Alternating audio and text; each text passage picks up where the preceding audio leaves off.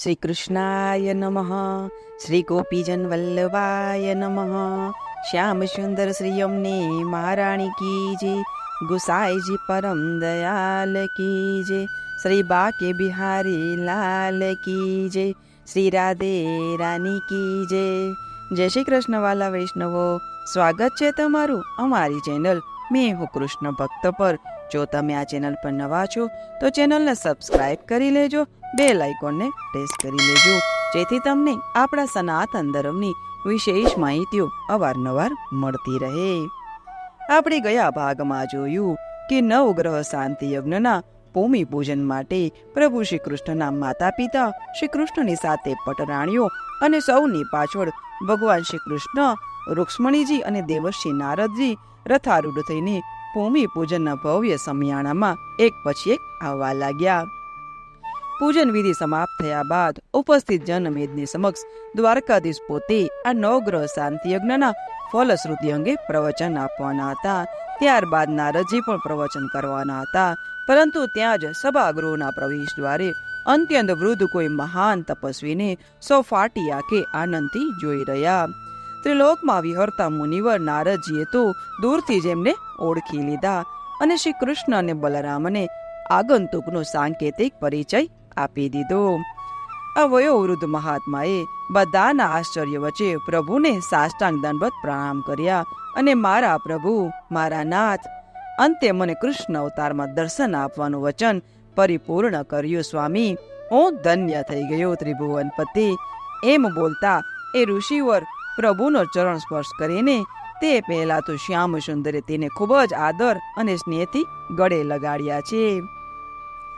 ત્યારબાદ તે યોગીજી મહારાજે બધાની વિનંતી કરીને તેથી તેઓ શ્રી કૃષ્ણ પ્રભુની આ પ્યારી જનતાને પોતાની દિવ્ય અમૃતવાણીનો રસપાન કરાવે.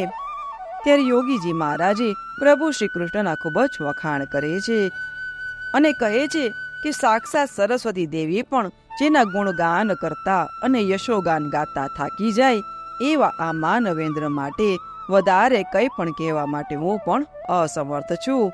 અને છેલ્લે આટલું કહીને વિરમું છું કે કૃષ્ણ નામની આવી કોઈ મહાન માનવ વિભૂતિ દ્વાપર યુગમાં સદેહે આ ધરતી ઉપર વિચરતી હતી ને, એવું કદાચ ભાવી પાઢી માનવા માટે તૈયાર ન થાય. એટલી હદે સમસ્ત આર્યવ્રતને ઘેલું લગાડનાર આ ગૃહસ્થાશ્રમી ઘનશ્યામે તમારી નજર આગળ અનેક લગ્નો કર્યા હોવા છતાં મારા તપોવળની સાક્ષીએ હું કહું છું કે અવિનાશી અચ્યુત આજીવન બ્રહ્મચારી છે. અને પુનઃ એકવાર શ્યામ સુંદરને પ્રણામ કરીને યોગીજી મહારાજે જ્યાં આસન ગ્રહણ કર્યું ને કે તરત જ એમના વાણી પ્રભાવથી સંમોહિત થઈ ગયેલી સમસ્ત મેદનીએ ક્યાંય સુધી તાળીઓના ગડગડાટ વડે એમને સન્માનિત કર્યા છે અને શ્રી કૃષ્ણને પણ અહોભાવથી નિરખ્યા છે. ત્યારબાદ સૌ પોતપોતાના નિવાસ સ્થાને પહોંચી ગયા અને છેલ્લે રોહિણીમાં પાસે એમના કક્ષમાં રહી ગયા માત્ર 9 જણા. શ્યામચંદ્રની 8 રાણીઓ અને શ્રી કૃષ્ણ ભગિની સુભદ્રાજી. રોહિણીમાં ક્યારને જોઈ રહ્યા હતા કે 2 દિવસથી અત્યંત હર્ષ ગેલી અને ઉત્સવ ગેલી તેને દોડા દોડ કરતી સુભદ્રા સભાગૃહેથી પરત આવ્યા બાદ સાવ સુનમૂન થઈ ગઈ છે. એને કંઈક ઓછું આવ્યું હશે, કંઈક ખોટું લાગ્યું હશે, અથવા તો પુત્ર અભિમન્યુની યાદ આવી ગઈ હશે. ધનુર્ધર અર્જુન હજી કેમ ન આવ્યા એની ચિંતામાં પણ પડી ગઈ હશે. ગમે તે હોય, પરંતુ સુભદ્રાનું મોત તો પડી ગયું છે. અને અન્ય સૌ વિદાય થયા તરત જ માનો જીવ જાલ્યો ન રહ્યો અને તેને રાણીઓની ઉપસ્થિતિમાં જ સુભદ્રાનો હાથ પકડીને સીધે સીધું પૂછી નાખ્યું કે બેટી સુભદ્રે, શું થયું છે તને? તું કેમ ઉદાસ છે? જે કઈ હોય તે કહી દે. તો હવે આપણે લઈએ આગળ. કઈ નહીં માં, મને બીજું તો કઈ નથી થયું, પરંતુ કેવળ દુઃખ એક જ વાતનું થયું છે કે આખા આર્યવ્રત જેમનું ઋણી છે અને જેમના ગુણગાન ગાતા સંસારી સાધુ ભક્તો જ નહીં, આવા વૈરાગી યોગી બાવા પણ થાકતા નથી. એવા મારા વડીલ બંધુ શ્રી કૃષ્ણ ભૈયાને રાત દિવસ એમની જોડે રહેનારા એમના અંગત સ્વજનો જો સાચા સ્વરૂપે ન ઓળખી શકતા હોય ને, તો પછી બીજાઓ પાસેથી આપણે શી અપેક્ષા રાખીએ? સુભદ્રાની માર્મિક વાણી રોહિણી માને સમજાય નહીં. પટરાણીને કંઈક અણસાર આવી ગયું અને સત્યભામાની વક્ર દ્રષ્ટિ સત્યા અને લક્ષ્મણ સામે વારા પરથી ફરી વળી. બંને રાણીઓ તો શરમાઈને નીચું જોઈ ગઈ. ત્યારે કાલિંદીજીએ પૂછ્યું કે બહેનજી, હોડ પાડીને કહો તો કંઈક ખબર પડે. સ્વામીનાથની દિવ્ય શક્તિ અને એમની અલૌકિક ગતિ મતીના અમને સૌને એટલા બધા પરચા અને પ્રમાણ પ્રાપ્ત થયેલા છે કે કોઈને કંઈ કહીએ ને તો માને પણ નહીં. તેથી આપના મનમાં શંકા ઉપસ્થિત થઈ એ સમજાતું નથી. સ્પષ્ટ જ કહી દો, અમને જરાય ખોટું નહીં લાગે. હળવેથી સુભદ્રાજી બોલ્યા, ભાભી, પૂજ્ય યોગી બાવાએ પોતાના પ્રવચનને અંતે જ્યારે એમ કહ્યું ને કે શ્રી કૃષ્ણ આજીવન બ્રહ્મચારી છે, ત્યારે સત્યા ભાભી અને લક્ષ્મણા ભાભીએ એકબીજાની સામે જોઈ અને એવું મોં મચકોડ્યું કે જાણે આ વાત જરાય સાચી ન હોય. મેં નજરો નજર આ દ્રશ્ય જોયું એટલે મને ખોટું લાગી ગયું. રોહિણી માએ અને અન્ય સાવ રાણીઓએ બંને તરફ નજર ફેરવી. ત્યારે વાઢિયા હોય તો લોહી ન નીકળે એવી કફોડી હાલતમાં બંને મુકાઈ ગયા. છતાં બંને સત્ય વક્તા અને હિંમતવાન તો હતા જ, આખરે શ્યામ સુંદરની અર્ધાંગનાઓ હતી. તેથી હતી એટલી હિંમત ભેગી કરી અને લક્ષ્મણાજી બોલ્યા કે પૂજ્ય માતૃશ્રી, અમારો તો આ સાહજિક રીતે થઈ ગયેલો અક્ષમ્ય અપરાધ અમે કબૂલ કરીએ છીએ. માટે સૌ બહેનજી, આપ પણ અમને માફ કરી દો. પરંતુ આવું કથન જ્યારે વારંવાર સાંભળીએ ને તો 8 પત્નીઓ અને એમનો પુત્ર પરિવાર નજર સમક્ષ હોવા છતાં તેઓ આ જીવન બ્રહ્મચારી છે, ત્યારે ખબર નથી પડતી કે આ કથન સત્ય કેવી રીતે હોઈ શકે. બહેનજી, મેં તો એકવાર આપના ભાઈને પણ આ વાત પૂછેલી, પરંતુ એમને સી ખબર કહીને વાત હસવામાં કાઢી દીધેલી. બીજા કોઈને તો આ અંગે કંઈ પૂછાય જ નહીં. તેથી ફરી આજે આની આ વાત સાંભળીને ત્યારે શંકાથી, આશ્ચર્યથી અમે એકબીજાની સામે જોયેલું. અમારી ભૂલ થઈ ગઈ હોય ને તો આપ સૌની અમે ક્ષમા માગીએ છીએ. લક્ષ્મણાની ખાલસ એ કરાર અને વિનમ્ર વ્યવહારે સૌના હૃદય જીતી લીધા અને થોડી વાર પહેલા જ ગમગીન થયેલું વાતાવરણ પુનઃ પ્રફુલ્લિત થઈ ગયું. માતેશ્વરીએ બંને પુત્રવધૂને પાસે બોલાવી પ્રેમથી તેમના માથે હાથ મૂક્યો અને સુભદ્રાએ પણ સસ્મિત એમની સામે સન્માનથી જોયું. અત્યાર સુધી ચૂપચાપ બેસી રહેલી મિત્રવિંદાએ પણ હવે મોં ખોલ્યું. મોટી બહેન, અવિનય થાય તો માફ કરજો, પણ આ વિધાનમાં ભારોભાર સત્ય રહેલું છે એની પ્રતીતિ કોઈએ તો કરાવી જ પડશે ને. એક બાજુ દાંપત્ય અને બીજી બાજુ બ્રહ્મચર્ય, આ બંને વિરોધાભાસ બાબતનો કટસ્ફોટ શું કોઈ નહીં કરી શકે?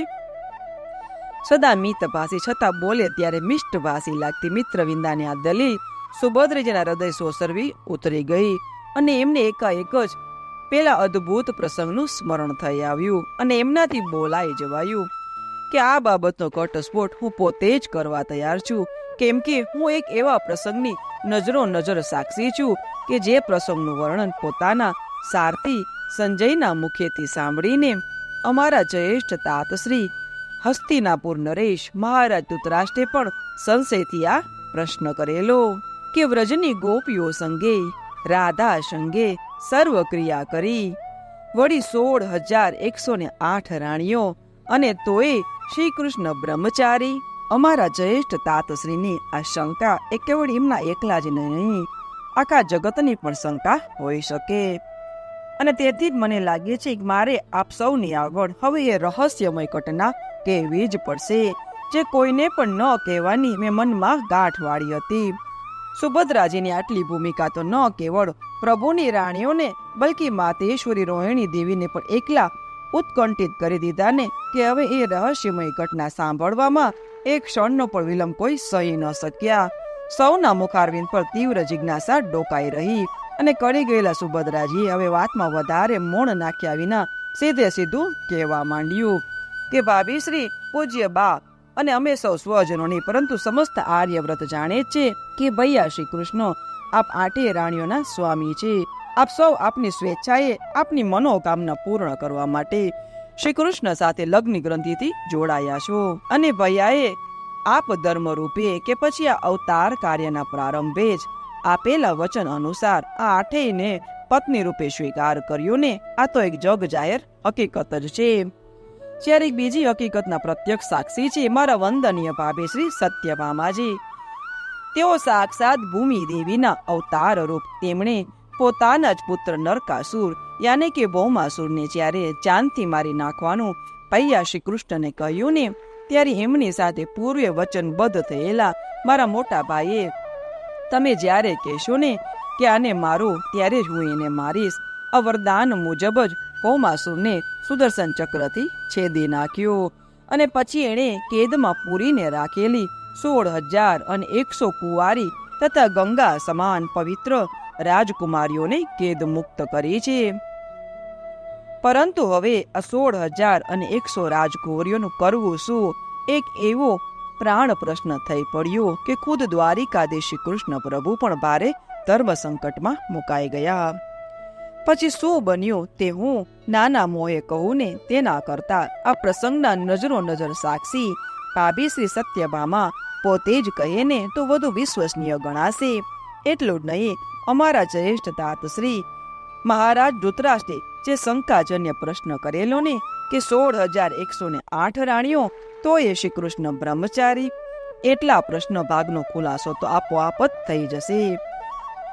આપ જ કહો ભાભીશ્રી, પછી શું બન્યું હતું? સુભદ્રાજીએ સત્યભામાને વિનંતી કરી. અન્ય સૌએ પણ આદર સહિત સત્યભામા સ્વરૂપે અવતરેલા પૃથ્વી દેવી સામે મીટ માંડી. એટલે પોતાની વહાલી નણદીનું માન રાખવા સત્યભામાએ એ સત્ય ઘટનાનો ટૂંકમાં સાર કહેવા માંડ્યો. બહેનજી સાચું જ કહે છે, મને નિમિત્ત બનાવીને પ્રભુએ ભૂમિને ભારરૂપ થઈ પડેલા મારા જ પુત્ર ભૌમાસુરને માર્યો તો ખરો, પરંતુ એણે લગ્નના ઈરાદાથી અપહરણ કરીને કેદમાં પૂરેલી પેલી 16,100 કુંવારીને ક્ષત્રિય રાજકુંવરીઓનું હવે શું કરવું એ પ્રશ્ને તો મોટી સમસ્યા ખડી કરી દીધી. એમના પિતૃગૃહે સ્વમાનભેર પહોંચાડવાની વ્યવસ્થા કરવા તત્પર થયેલા શ્યામ સુંદરને એમાંની કેટલીક રાજકુંવરીઓએ રામ અવતારને યાદ આપી અને ગદગદ કંઠે એટલું જ કહ્યું કે પ્રભુ, આપથી ક્યાં અજાણ્યું છે, રાવણ દ્વારા અપહરણ કરાયેલા અને લંકામાં નજર કેદ રખાયેલા શ્રી સીતા માતાને પણ અગ્નિ પરીક્ષા આપવી પડેલી, અને તોય લોક અપવાદ એમની પવિત્રતા પર શંકા કરીને ત્યારે ભગવાન શ્રી રામે આખરે ગંગા સમાન પવિત્ર દેવી સીતાજીનો ત્યાગ કરવો પડેલો. તો પછી એ નાથ, અમે તો ભૌમાસુરની કેદમાં વર્ષો સુધી રહ્યા હોવાથી અમારી પવિત્રતા અંગે લોકો શંકા કર્યા વિના રહેશે ખરા? આખું આર્યવ્રત જાણે જ છે કે જ્યાં સુધી અમારા જેવી કુંવરી 18,000 રાજકન્યાઓ ભેગી ન થાય ને ત્યાં સુધી એણે અમને માત્ર કેદમાં જ પૂરી રાખી હતી, અને આંકડો પૂરો થાય પછી એ અમારી સૌની સાથે લગ્ન કરવાનો હતો. છતાં એણે બદ ઇરાદાથી જ અમારું અપહરણ કર્યું હોવાથી હવે અમે ક્યાં મોહે પિતૃગૃહે પાછા જઈએ? આપે એ નરાધમનો વધ કરી અમને મુક્તિ અપાવી એ બદલ અમે આપના ઋણી છીએ, અને આપને અમારા મુક્તિદાતા ગણીને આપના ચરણોમાં કોટી કોટી નમસ્કાર કરીએ છીએ. પરંતુ પ્રભુ, આપ અમને એટલું કહો કે આટલા વર્ષો બાદ હવે અમે અમારા પિતૃગૃહે પાછા જઈએ તો અમે કુંવારી અને નિષ્કલંકિત કન્યાઓ છીએ એ રીતે સમાજ અમને સ્વીકારશે ખરો? અમને પવિત્ર અને અપરિણિત સમજીને અમારી સાથે લગ્ન કરવા આર્યવ્રતના રાજકુમારો તૈયાર થશે ખરા? રાજકન્યાઓને તર્કબદ્ધ દલીલોથી પ્રભુ દ્વારકાધીશ પર ઊંડા વિચારમાં પડી ગયા, અને આ પ્રશ્નનો શું જવાબ આપવો એ એમને પણ કાંઈ સૂઝ્યું નહીં. અને અમને નિરુત્તર ઉભેલા જોઈને અત્યંત રૂપાળી રાજકન્યા આગળ આવીને પ્રભુનો ચરણ સ્પર્શ કરીને બોલી કે હે કૃપાના સાગર, આટલી કૃપા કરી છે તો હવે થોડી કૃપા વધારે કરો. પિતૃગૃહે જઈને પછી અપમાનિત અને તિરસ્કૃત થઈને અમારે જીવનભર નરકની જ યાતના ભોગવવાની છે. ત્યારે આપ અમને સૌને સમૂહમાં અગ્નિ સ્નાન કરીને આપની કૃપાળુ ઉપસ્થિતિમાં જ પ્રાણ ત્યાગ કરવાની આજ્ઞા આપો ને તો અમે આપના ખૂબ ખૂબ આભારી થઈશું. હવે તો ચિતાના અગ્નિ સિવાય બીજું અમારું કોઈ જ આશ્રય સ્થાન ન હોવાથી અમને સમૂહોમાં બળી મરવાની અનુકૂળતા આપ કરી આપો. અને આટલું કહેતા તો એ ધ્રુસકે રડવા લાગી. આવી દ્વિગાજનક પરિસ્થિતિમાં તાત્કાલિક કોઈ રસ્તો ન સૂઝતા પ્રભુએ મને આજ્ઞા કરી, અને હું એ સૌને આજની રાત શાંતિથી પસાર કરવાનું આશ્વાસન આપું, અને આવતીકાલે સવારે જરૂર કોઈક સુખદ માર્ગ ચડી આવશે એવું હૈયાધારણ આપું ને. એટલું કહીને સ્વામી થોડે દૂર જઈને ઊભા રહ્યા. પ્રભુની આજ્ઞાનું પાલન કરીને હું પાછી આવી અને મુકામ પર ગયા પછી મેં અને સ્વામીએ આ સમસ્યા ઉપર ખૂબ જ ઊંડું મંથન કર્યું છે. વાસુદેવ શ્રી કૃષ્ણનો મુખ્ય બળ આપવો તો એ હતું કે એકવાર કોઈના દ્વારા અપહરણ કરાયેલ નારી આ દેશમાં નથી રહેતી ઘરની કે નથી રહેતી ઘાટની. જનકનંદની જાનકી જેવાનો પણ જ્યાં ભોગ લેવાયો ને, તો આ બિચારી સામાન્ય રાજકન્યાઓનો તો કોણ બેલી થાય. આપણે એમને અહીંથી મુક્ત કરી અને સ્વમાનભેર એમના પિતૃગૃહે મોકલી તો આપીએ ને, પરંતુ ત્યાંથી પણ એમને અપવિત્ર અને કલંકિત ગણીને જાકારો આપવામાં આવે અને પછી આ અત્યંત રૂપાળી સ્ત્રીઓ જો અવળે માર્ગે ફંટાઈ જાય ને, તો સમાજમાં અનીતિ ફેલાતા વાર ન લાગે અને એના નિમિત્ત બનીએ આપણે બંને. વળી જો એમણે સૂચવેલા વિકલ્પ મુજબ એને સમૂહમાં પ્રાણ ત્યાગ કરવાની છૂટ આપીએ ને, તો આના જેવું ઘોર પાપ બીજું કયું ગણાય. ગૌ, બ્રાહ્મણ અને કુંવારી કન્યા ત્રણેય પવિત્ર છે અને જો ત્રણેયની રક્ષા જો રાજા ન કરી શકે ને, તો એને શાસન કરવાનો શો અધિકાર. આના કરતા તો ભૌમાસુરને ન માર્યા હોત તો સારું થાત. બીજું કંઈ નહીં તો આ હજારો સ્ત્રીઓને એક દહાડો એનો પત્ની હોવાનો અધિકાર અને માથે એના ધણી પત્રાનું છત્ર તો મળી જાત ને. સ્વામીની વ્યથા મારાથી જોઈ જતી ન હતી. ખૂબ વિચારને અંતે છેવટે વટલો રસ્તો મેં જ કાઢ્યો. મેં એમનો ચરણ સ્પર્શ કરીશ ને કાગલુદી કરી કે એ સ્વામી, હવે તો એક જ રસ્તો છે. આમ તમામ સ્ત્રીઓને કોઈ એક જ નરોત્તમનું શિર છત્ર જો પ્રાપ્ત થઈ જાય અને કોઈ એક સર્વશક્તિમાન સમર્થ પતિની પત્નીઓ તરીકે એમનો જાહેરમાં સ્વીકાર થાય ને, તો એ સમાજમાં આબરૂભેર રહી શકે, સ્વમાનભેર જીવી શકે અને એમની આજીવિકાનો પ્રશ્ન પણ હલ થઈ જાય. અને પ્રભુ, આપના સિવાય આ આર્યવ્રતમાં આવું સાહસ અને આવો મહાન ઉપકાર કરવા બીજું કોઈ જ સમર્થ નથી. માટે એ પ્રાણનાથ, આ નિરાધાર અને આપદગ્રસ્ત કુંવારિકાઓને આપ આપની છત્ર છાયા હેઠળ જીવવાનો અને આપની પત્નીઓ તરીકે ઓળખાવાનો અધિકાર પ્રદાન કરો ને, એવી હું આપને નમ્ર વિનંતી કરું છું. હે જગતના પાલનહાર, જે લગ્ન વિધિ મારો પુત્ર ભૌમાસુર બળજબરીથી કરવાનો હતો, તે જ લગ્ન વિધિ હવે આપદ ધર્મ રૂપે આપને કેવળ મારા ખાતર કરવી પડશે. કેમ કે તો જ આપે મારા નરાધમ પુત્ર નરકાસુરે કરેલા આ અક્ષમ્ય અપરાધ બદલ અને એને જન્મ આપનાર જનેતા તરીકે મને માફ કરી છે ને, એમ હું સમજીશ સ્વામી. આ નિરાધાર 16,100 કુંવારીઓને જીવનદાન આપીને જો આપ એમને પત્ની પદ પ્રદાન કરશો ને, તો આ અભૂતપૂર્વ ઘટના મારી પૃથ્વીના ઇતિહાસમાં એક સુવર્ણ ઘટના ગણાશે, જે બદલ હું આપની જન્મ જન્મની ઋણી રહીશ, એમ કહીને મેં સ્વામીને મહામહેનતે મનાવ્યા છે. અને પછી બીજે દિવસે ભૌમાસુરના પ્રાગ જ્યોતિષપુર નગરની જનતા સમક્ષ દ્વારકાધીશે એ તમામ કન્યાઓને પોતાના પતિ રૂપે સ્વીકાર કરી લેવાની જાહેરાત કરી અને ભૌમાસુરના પુત્ર ભગદત્તને આજ્ઞા કરી કે આ બધી રાજકુમારીઓને વસ્ત્રાભૂષણ પ્રદાન કરી ખૂબ જ સન્માનપૂર્વક અત્રેથી પાલખીમાં દ્વારિકા ભણી વિદાય કરવાની એ વ્યવસ્થા કરી. આમ આ ઐતિહાસિક ઘટનાનો સુખદ અંત આવ્યો અને અમે બંને ત્યાંથી અન્ય અગત્યના કાર્યો પરિપૂર્ણ કરવા માટે સુમેરુ પર્વત ભણી જવા રવાના થયા. સત્યભામાએ શ્રી કૃષ્ણના જીવનનું આ એક અનોખું લગ્નનું રહસ્ય પ્રગટ કર્યું કે તરત જ શ્રી કૃષ્ણ ભગીની સુભદ્રાએ પોતાની અધૂરી વાતનો દોર સાંધી લેતા હવે એમનું સંકલન કરતા કહેવા માંડ્યું કે હવે આપ સૌ સમજી જ ગયા છો કે 16,100 પેલી રાજકન્યાઓ વત્તા આપ 8 મળીને મહારાજ ધૃતરાષ્ટ્રની ગણતરી પ્રમાણેની આ બધી શ્રી કૃષ્ણની રાણીઓ તો ગણાઈ ગઈ. પરંતુ તોય શ્રી કૃષ્ણ બ્રહ્મચારી કેવી રીતે, એની હવે મારે તમને પેલા અદ્ભુત પ્રસંગની વાત કહીને પ્રતીતિ કરાવી છે.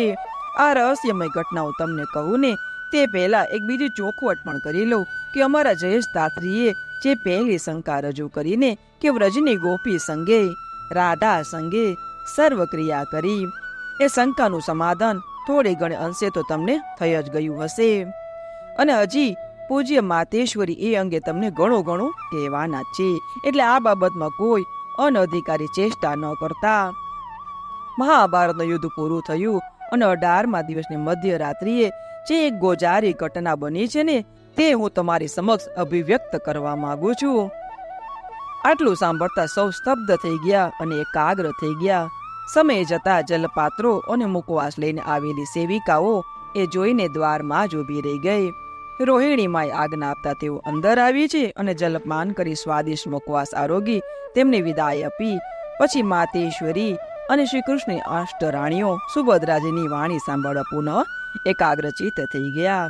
તો વાલા વૈષ્ણવોએ આપણે હવે આગળના ભાગમાં જોઈશું કે બેન સુભદ્રાજી હવે કઈ વાત કરશે. તો વાલા વૈષ્ણવો, જય શ્રી કૃષ્ણ.